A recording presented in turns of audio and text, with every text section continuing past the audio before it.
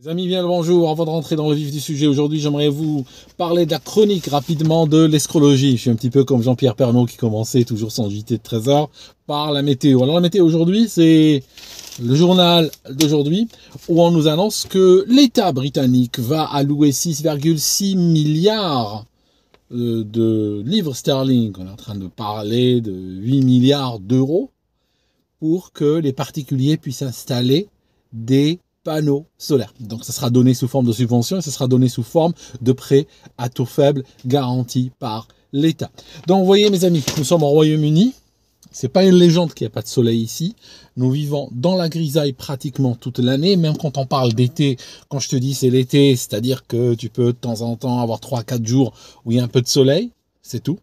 Eh ben, on va investir des milliards sur les panneaux solaires. Il faut savoir une chose, ça, pour t'aider à lire ces infos, c'est que ça, ce n'est pas des subventions, c'est un don. C'est de l'argent qui sera transféré, de l'argent des contribuables, n'est-ce pas, des caisses, des fonds des contribuables qui devraient servir à améliorer la qualité de notre vie collective. Et bien cet argent-là sera capturé par des spécialistes. Il y a des chasseurs de subventions qui sont multi-récidivistes, qui sont très forts à capturer ce genre de budget. Et ce soir, ils font la fête parce qu'ils savent qu'il y a encore 6,6 milliards et ils vont les capturer. Et puis, vous allez voir, ça va alimenter les scandales des années qui vont venir. Je vous invite à lire le livre Escrologie qui vous parle de ce genre de choses et qui vous donne aussi la grille de lecture pour comprendre ces nouvelles. Maintenant, avant d'aller plus loin, j'aimerais rentrer dans le vif du sujet d'aujourd'hui. Vous savez, les Américains, ils ont voté pour qui? Qui sera leur prochain président? C'est Donald Trump. Or, quand on regarde, on a l'impression que le prochain président, c'est Elon Musk. Elon Musk est en train de devenir de plus en plus encombrant, prendre de plus en plus de place et littéralement parler à la place du patron. Tu vois ce que je veux dire? Qu'il soit allié avec Trump, moi je veux bien. Qu'il soit proche de lui, moi je veux bien. Sauf que si Trump est élu, lui devrait quand même rester en retrait et attendre les instructions du patron pour parler. Or là, il est complètement hors contrôle. Et ce qu'il vient de faire, il vient de déclencher un méga scandale, les visas H1B. C'est-à-dire, il faut savoir que les visas H1B, c'est des visas de travail américains. C'est pour les gens qui veulent aller travailler aux États-Unis. On devrait peut-être les renommer, pour être plus honnête et plus sincère, on devrait les nommer les visas I. I pour Indien. Parce que c'est chasse gardée pour les Indiens. Je vous donne juste une histoire personnelle. C'était en 2008 quand je suis arrivé dans ce pays. Il y a déjà 16 ans, on va vers 17 ans, que le temps passe vite.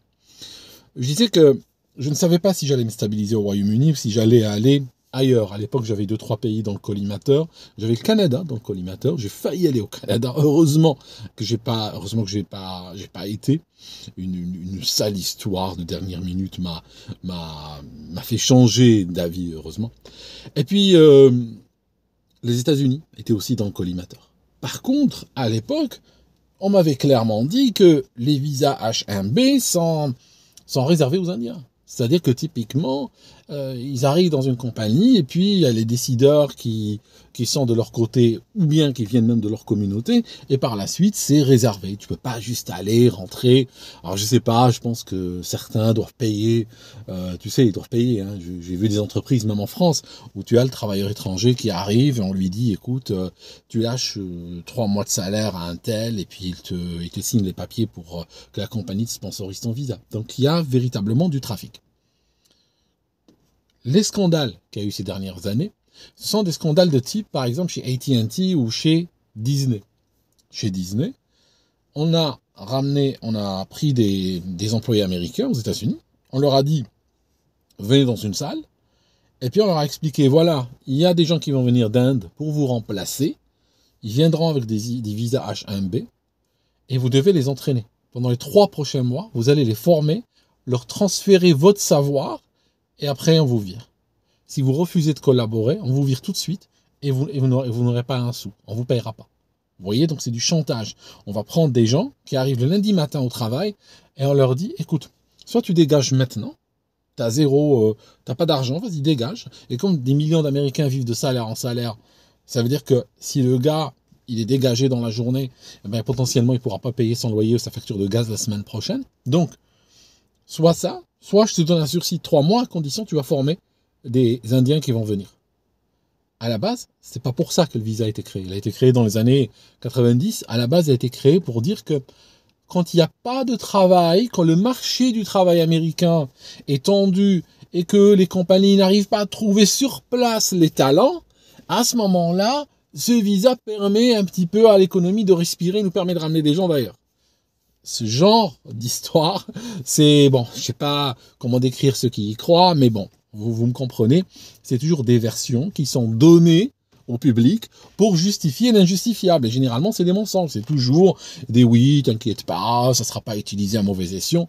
Et je te garantis que dans 100% des cas, ça sera utilisé à mauvais escient parce que c'est l'intention de départ. Parce que l'intention, c'est quoi? L'intention, c'est recruter des gens moins chers. C'est tout. C'est virer quelqu'un, par exemple, qui touche 80 000 $ par an et ramener quelqu'un qui accepte 45 000. Et en plus, les employés qui viennent sous ce visa sont très corvéables parce que s'ils perdent leur certificat de sponsorship, ils peuvent se retrouver à rentrer à la maison. Donc, ils travaillent, posent la tête et n'embêtent personne. Donc, ce visa est devenu pour l'industrie une manière de remplacer les employés locaux. Ça signifie les virer et ramener des gens qui sont... Il y a les statistiques, ça va jusqu'à 50% moins cher. Il y a les statistiques pour des postes, et tu as le poste occupé par un local et le poste occupé par quelqu'un au bénéfice de ce type de visa. Et clairement, systématiquement, les emplois occupés par des H1B sont toujours moins payés, à compétence égale, à travail égal. Donc, pour l'industrie, c'est une manière d'obtenir de l'emploi moins cher. Maintenant, là où il y a un problème, c'est que les gens n'ont pas élu Trump pour qu'il leur ramène encore plus de gens sous H1B. Hein, c'était pas le deal. Hein, c'était pas le deal. C'était pas le deal de ramener des gens pour remplacer les employés locaux. Donc, maintenant, il y a, comment il s'appelle, Elon Musk, qui monte au créneau et qui insulte les Américains qui sont contre ça. C'est pas qu'il discute, c'est pas qu'il négocie, c'est pas qu'il explique. Non, non, non, pas du tout. Insulte, F-word, comme on dit en anglais. Il les insulte directement. Dire c'est comme ça, puis voilà. Il y a avec lui Vivek Ramaswamy. Donc, ce qu'on a, on a lui et Vivek qui sont à fond pour ramener de la main-d'œuvre. Et pourquoi? C'est-à-dire que, par exemple, Elon Musk, il possède des entreprises à travers les États-Unis et ailleurs. Donc, lui fait partie du patronat. Il fait partie du patronat international. Lui, son intérêt, c'est quoi? Son intérêt, c'est pas préserver l'emploi sur le marché local. Lui, il s'en fiche. Lui, il veut maximiser la valeur. Lui, ce qu'il veut, c'est du surplus de valeur. Et l'une des techniques pour obtenir du surplus de valeur, c'est par exemple faire travailler les gens à mort. C'est par exemple les payer moins cher. Et donc, quand on les paye moins cher, ça veut dire tout simplement qu'on va avoir plus de valeur de leur travail. Hein, parce que tu sais, quand un employé arrive chez toi, il va travailler un certain temps pour gagner son salaire. Hein, quand tu travailles dans une entreprise, tu fais quoi? Tu rapportes ton salaire. Mettons que tu travailles par exemple lundi et mardi pour rapporter ton salaire. Ces 2 jours chaque semaine permettent de créer autant de valeur pour apporter ton salaire. Et il ne s'agit pas à titre individuel, mais à titre collectif. On prend la moyenne de l'équipe ou de l'entreprise et c'est comme ça que ça marche. Donc, les 2 premiers jours, tu rapportes ton salaire. Mais alors, pourquoi tu travailles mardi, tu travailles donc mercredi, jeudi, vendredi? Ça, c'est du surplus de valeur. Tu travailles gratuitement. Tu travailles pour créer de la valeur pour le patronat et pour l'actionnariat. Et bien sûr, l'État vient aussi dire « je veux ma part ». C'est pour ça que tu vas te retrouver, il y a des fois des chiffres, ils te montrent que jusqu'au mois de juin ou juillet ou août, tu es en train de travailler uniquement pour l'État, pour payer les impôts. Donc, ton surplus de travail est capturé d'un côté par le patronat et d'un côté par l'État. Plus l'État pèse avec des impôts et des régulations et des taxes et tout, plus le patronat, lui, se retrouve un petit peu étouffé, parce que c'est sa part, c'est ces 3 jours, mettons, avec l'exemple que j'ai donné, c'est ces 3 jours de travail gratuit qui sont complètement pris. Donc qu'est-ce qu'il veut? La seule marge de manœuvre qui lui reste, c'est employer des gens, payer moins cher, pour que justement, ils puissent survivre dans cette équation. Donc voilà, ici au Royaume-Uni par exemple, ce qu'on a, on a de plus en plus d'entreprises qui annoncent licencier, qui annoncent, parce que tout simplement, quand elles vont licencier, elles vont faire quoi? Elles vont pas réduire l'activité de manière proportionnelle au nombre de licenciements. C'est-à-dire que par exemple, tu peux trouver une compagnie qui va, mettons, virer 20% des gens, mais elle va réduire son activité de 5% seulement. Ça veut dire que les gens qui restent vont devoir travailler plus. Et généralement, ils travaillent plus parce que ils sont sous la terreur des gens qui ont été virés. Hein. Tu arrives dans une entreprise, ils sont 1000, tu en vires 200, et tu dis aux autres, pas de vacances, faites des heures supplémentaires, on ne vous les paye pas, vous écrasez, sinon vous arrivera comme c'est arrivé aux autres. Et les gens sont terrorisés et continuent à travailler. Tu vois ce que je veux dire? Ils vont même se donner à fond parce qu'ils ont peur. Parce qu'ils se disent, oui, il y aura peut-être une autre charrette, peut-être dans 2 mois, on va virer 200 autres personnes. Attention, les ressources humaines veillent, surveillent, tout ça. Et on crée ce climat de terreur dans les entreprises. Voilà. Enfin, mes amis, ça devient très chaud. Ça devient très chaud avec cette histoire. Et on voit aujourd'hui que le clan Trump est en train de se fissurer. Entre Vivek et Elon Musk, qui sont pro-immigration, et c'est des migrations de masse, et qu'aucun autre pays ne fait. Hein. L'Inde ne ramène pas des gens de l'étranger, la Chine ne ramène pas des gens de l'étranger, ok? Ils font pas ça. Qui fait ça, c'est bon. C'est des pays comme les États-Unis, c'est des pays comme la France, c'est des pays comme le Royaume-Uni. Pourquoi ils font ça? Pourquoi ils font ça, à ton avis? Parce qu'ils ne font pas leurs jeunes. Eh ben oui, c'est ça. Comment fait la Chine? Comment fait la Chine? Regarde, la Chine, elle est passée d'un pays, littéralement, il mourait de faim dans les années 50-60. Aujourd'hui, c'est une puissance mondiale qui rivalise avec les États-Unis. Comment ils ont fait? D'où ils ont ramené les ingénieurs? Ils ont ramené d'où? Ils n'ont pas ramené de Mars. Ils n'ont pas ramené, depuis, ils n'ont pas lancé une souscription à travers la planète en disant venez en Chine. Non, ils les ont formés. Ils ont formé leurs propres ingénieurs. Le meilleur investissement que peut faire un pays, c'est investir à former ces jeunes, leur donner des opportunités. Tous ceux qui veulent, qui sont capables, on doit les aider à étudier gratuitement, à leur donner tous les moyens. C'est ce qu'ils font en Chine, c'est ce qu'ils font dans beaucoup de pays, ce qu'ils font en Inde également. Alors que dans les pays occidentaux, on ne les forme pas, on ne forme pas.